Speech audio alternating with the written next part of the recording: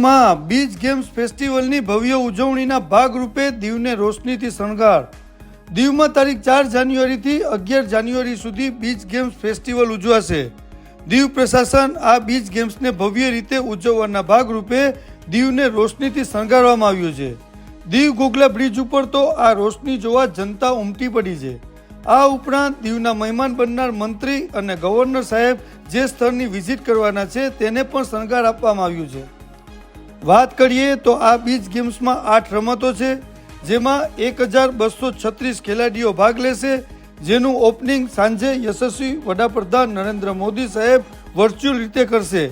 Opening સમયે દીવમાં ખેલ મંત્રી અનુરાગસિંહ ઠાકોર સાહેબ, દમણ દીવ દાદરાનગર હવેલી અને લક્ષદ્વીપના પ્રશાસક પ્રફુલ્લ પટેલ સાહેબ, દિલ્હીના લેફ્ટનન્ટ ગવર્નર વિનલ કુમાર સક્સેના સાહેબ, લદ્દાખના લેફ્ટનન્ટ ગવર્નર BD મિશ્રા સાહેબ ઉપસ્થિત રહેશે. તારીખ 11 જાન્યુઆરીના રોજ સાંજે આ બીચ ગેમ્સનું સમાપન થશે.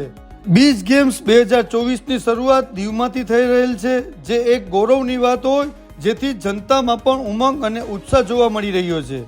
આ બીચ ગેમ્સ ફેસ્ટિવલ પ્રશાસક પ્રફુલ્લ પટેલ સાહેબના કુશળ માર્ગદર્શન અને નેતૃત્વમાં થઈ રહ્યું છે. રાષ્ટ્રીય સ્તરના અનેક કાર્યક્રમો દીવમાં યોજાય છે, જેથી દીવ વિશ્વ સ્તર ઉપર વિખ્યાત બને. અને આ દરેક મહોત્સવના કારણે દીવ જિલ્લાની જનતા પ્રશાસક પ્રફુલ્લ પટેલ સાહેબની પ્રશંસા કરી રહ્યા છે.